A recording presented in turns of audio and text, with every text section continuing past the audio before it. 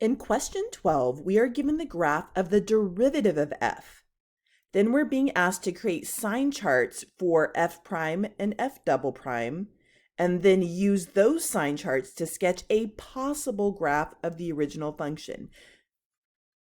Creating the f prime and f double prime sign charts, it's a little tricky for this problem because we're given the derivative of the function. We're not being given a graph of the original function. If we were, the f prime sign chart would describe the slopes of the tangent lines of the f of x graph.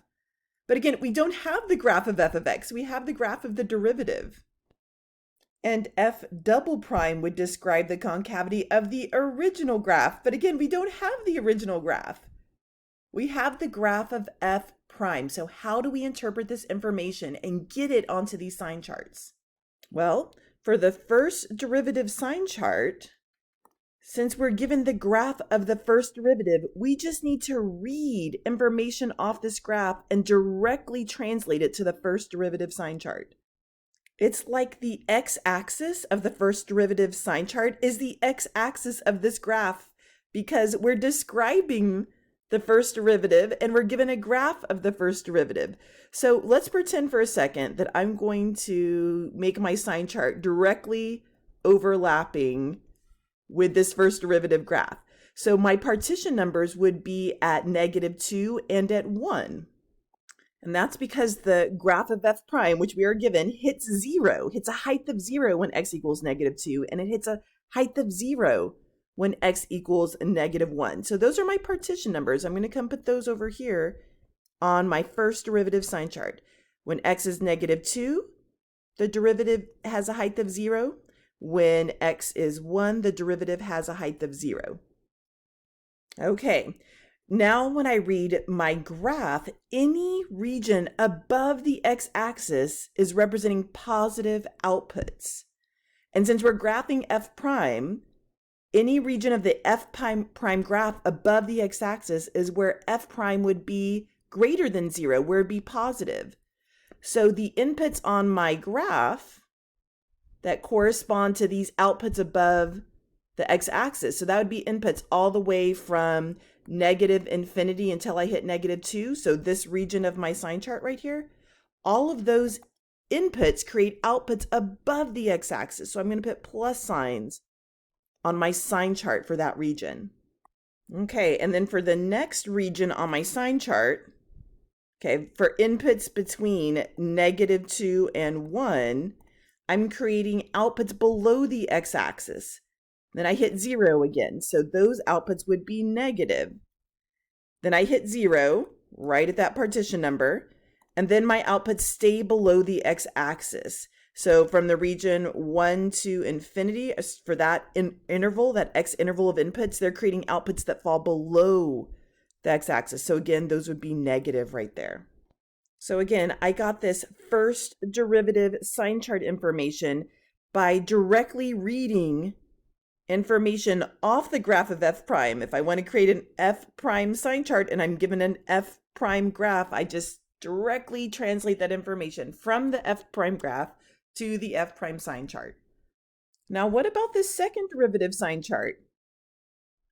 You know, it describes the concavity of f of x, the f of x graph, but I don't have the f of x graph. I have the f prime graph. So what does the second derivative describe about the first derivative? Well, we have to think about the second derivative as being the derivative of the first derivative. And we know derivatives are rates of change. Derivatives describe slopes of tangent lines. So to get this f double prime information, we need to read the tangent lines, the slopes of the tangent lines. Let me read the slopes of the tangent lines of the f prime graph. Second derivative describes the derivative of the first derivative, so it's going to describe the slopes of the tangent lines of that first derivative graph. So let's do that. I'm just going to start over here on the left end of my graph and move to the right end. I'm just going to read from left to right on my graph. Okay, so my tangent lines, if I pick any point over here on the left side of my graph, that tangent line would be pointing down. It'd have a negative slope. So my slopes of the tangent line are negative, negative, negative, and then they're starting to level off. And then right here at this point, my slope becomes 0 because the tangent line becomes horizontal. So right here, if I just put, what is that, -1? If I just put -1 into the function that's being graphed, which is f prime, it has a height of -2. But if I put -1 into its derivative, which is the second derivative, there's a horizontal tangent line there. So the derivative of this graph, the second derivative, would be 0. So that will be a partition number on my sign chart. When x is a -1, the second derivative, the slope of the tangent line, is 0. Okay, and before that, the slopes were negative, so they're pointing down, or negative sloping tangent lines. Okay, now after that horizontal tangent line, my tangent lines start pointing up, so those would be positive sloping tangent lines. But then again, they level off, and I hit a horizontal tangent line when x is a 1. So this just so happens that the height of the graph is 0 at this point. When x is 1, the height of the graph is 0. That's why f prime was 0 there. And there's a horizontal tangent line when x equals 1. So if I put 1 into the second derivative, describing the slope of the tangent line when x is 1, the slope of the tangent line is also 0. So that's another partition number. When x is a positive 1, I had a horizontal tangent line, slope of 0. And then my tangent lines switch negative after that. So I'll put negatives of that on that region of my sign chart. Okay, and I know that's tricky because up until now we've been thinking second derivative concavity, but the second derivative describes the concavity of the original function. We weren't given the original function. We were given the graph of f prime. So we're describing the slopes of the tangent lines, the derivatives of f prime. And there was a horizontal tangent line on the graph of f prime at -1 when x is -1 and when x is +1. So those became the partition numbers on the second derivative sign chart. So now you've created the first derivative sign chart and the second derivative sign chart. Now you're going to completely ignore this graph. Do not look at it. You're going to use the sign charts you just created to describe the original function, f of x, graphically. Now, I shouldn't say completely ignore this graph. One thing you could do with this graph is think about the shape of the derivative. It's cubic. From your algebra knowledge, you know that's a cubic function. There's 2 turning points. So let's just think back here a little bit. If the derivative of some function, we don't know what it is, except for the fact that it's degree 3. If it has degree 3, then think backwards. What would the original power function have to look like? If I had an original function and I applied the power rule, we decrease that exponent by 1. We decrease the degree by 1. So I don't know exactly what the original function looks like, but I know that it had degree 4. And from algebra, we know that degree 4, the ends have to point the same direction.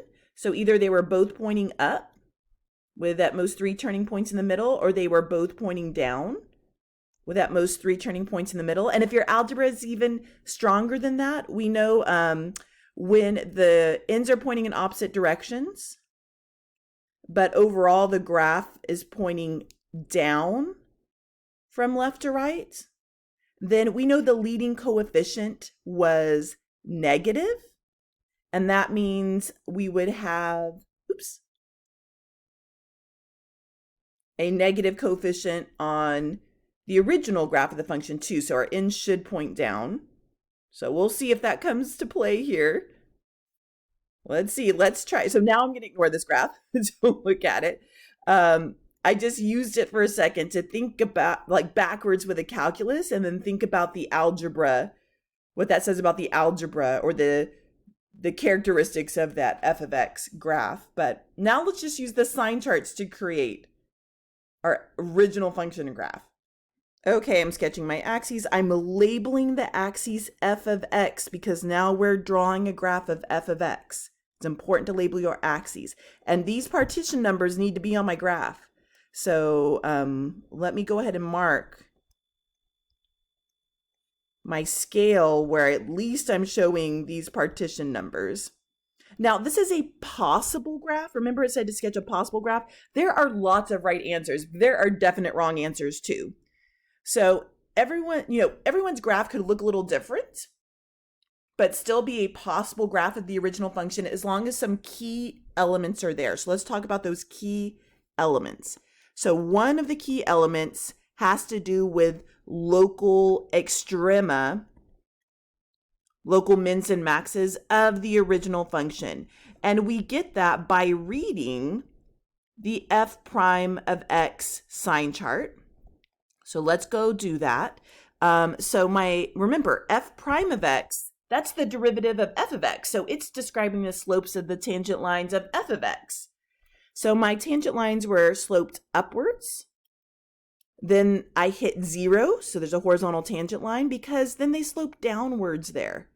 So I'm going to have a local max at x equals -2. Now the thing is, I don't know how high or low to place that max, but as long as I align the local max with that partition number, with that input x equals -2, I'm good. So I'm going to exaggerate it and put it way up here. There's a horizontal tangent line at that point.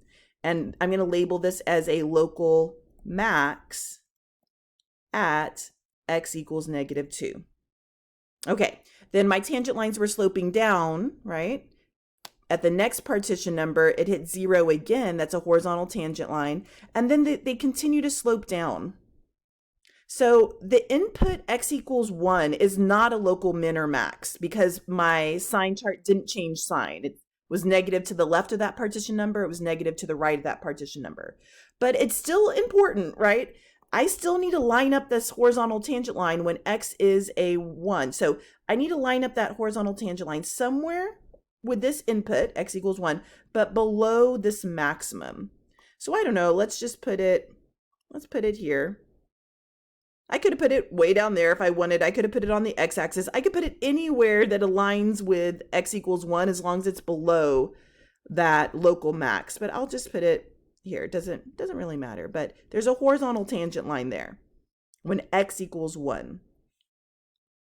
Okay, and we can use the slopes of the tangent lines to just verify our graph once I draw it. But now I need to go to the second derivative graph. Remember, that describes the concavity of the original function. Okay, so to get the concavity of the original function, I read the second derivative sign chart. Okay, so my graph was concave down until I get to this inflection point at -1, and then it shifted to concave up until I get to the next inflection point at +1, and then I went back to concave down. Okay, so again, possible graphs, right? I don't know the exact location. I don't know the exact height, I should say. I don't know the exact height of those inflection points, but I know they have to be aligned with those partition numbers. Now, one of those inflection points I've already put on my graph because it happened to align with a horizontal tangent line. So this inflection point has already been picked out. I can move it if I need to, because remember, as long as I keep it aligned with the x equals 1, I'm good. I have it here for now. I might want to drop it lower. I don't know. But I already have that inflection point there. So the only inflection point I need to put on my graph is when x equals a -1. So again, as long as I align with x equals -1 for that inflection point, I'm good. And I'm going to put it, I just need to put it between that local max and this other inflection point somewhere. So I don't know, I'm going to put it right in the middle. I'll put it there. We'll just see how that works out. Remember, I can move the heights of these points if I need to. I just can't shift them horizontally because they have to line up with those partition numbers. Okay, so I'm going to connect concave down until I hit -1. So these points are going to be connected concave down. Boop.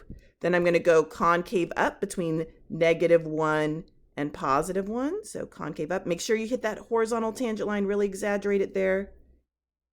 And then the rest of the graph goes concave down. Make sure you emphasize that horizontal tangent line and go down.